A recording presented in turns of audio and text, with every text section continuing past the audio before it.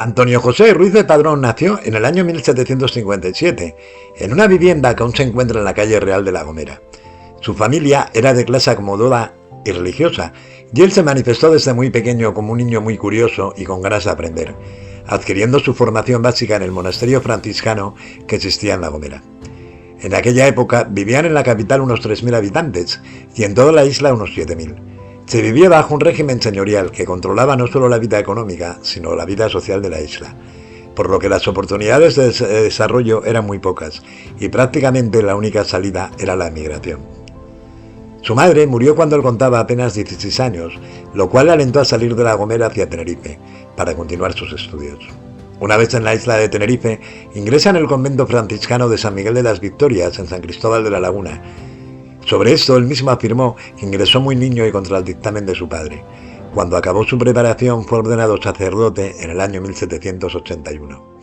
Desde ese año se hizo miembro de la Real Sociedad Económica de Amigos del País, demostrando así que no solo le interesaba el mundo religioso, sino también la ilustración, algo que le preocuparía toda su vida. En 1785, toma la decisión repentina de irse a La Habana. Se cree que motivado porque había empezado a tener problemas por sus inquietudes sociales.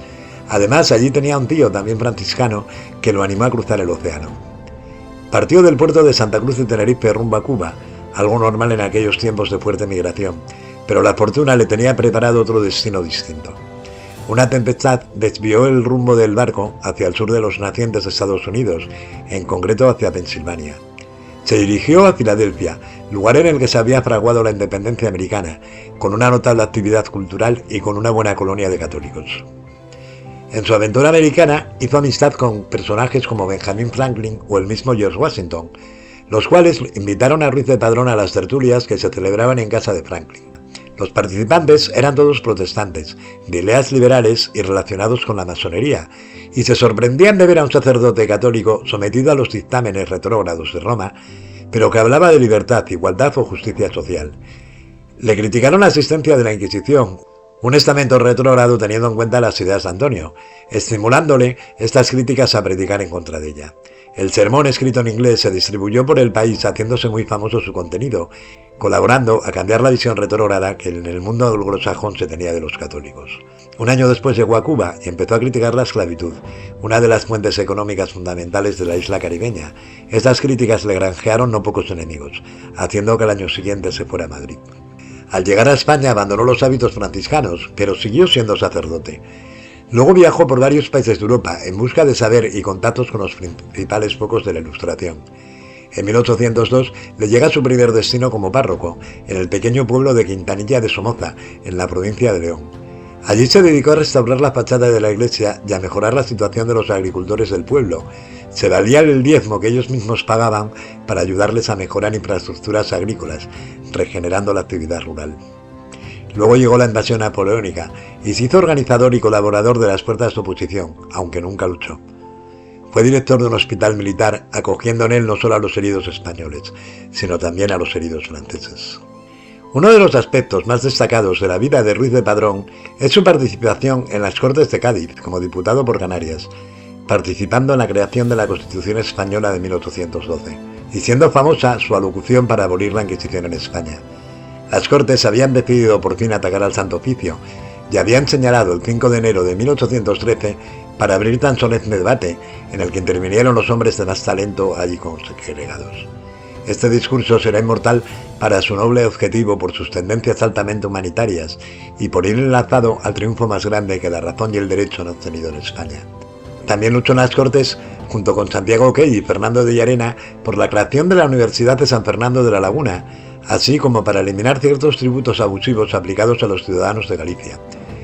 Por esos años comenzaron sus primeros achaques de salud, regresando a Madrid y guardando cama en pos de su recuperación. Cuando Napoleón abandona España, regresa a la monarquía, y con ella el absolutismo, suprimiéndose lo logrado en las Cortes de Cádiz y restableciéndose la Inquisición. La iglesia a la que pertenecía y servía no le iba a perdonar sus escarceos con las ideas liberales, y el obispo Manuel Vicente Martínez inicia un proceso contra él, acusándolo, entre otras cosas, de liberal y de socorrer a los franceses. Así todo se defiende, es encarcelado y moralmente se desmorona al ver el país de nuevo envuelto en ideas y estamentos caducos y retrógrados. es condenado a reclusión perpetua en el convento Cabeza de Alba. Él recurre y es absuelto de todo cargo, pues consigue desmentir punto por punto todas las acusaciones. En 1820 se convocan de nuevo las Cortes, esta vez en Madrid, y a él se le elige como representante de Canarias y Galicia. El 23 de agosto de 1820, tratándose en las Cortes la supresión de los diezmos, presentó un discurso favorable a esta contribución religiosa, pues estimaba que era necesaria su permanencia como medio de subsistencia de las clases humildes del país, que él conocía también a través de su experiencia pastoral de muchos años en León y en Galicia. Este discurso no llegó a leerse, aunque se imprimió al año siguiente en Madrid. El gobierno liberal, deseando que no quedase sin justa recompensa el mérito insignia de este perseguido eclesiástico, le nombró dignidad de maestre de escuela de la Catedral de Málaga, de la que disfrutó por poco tiempo, pues recrudeciéndose la enfermedad crónica que padecía, volvió a León, donde otras veces se había encontrado la salud. Falleció en Villamartín de Valdeorras, el 8 de septiembre de 1823, cuando contaba 66 años de edad.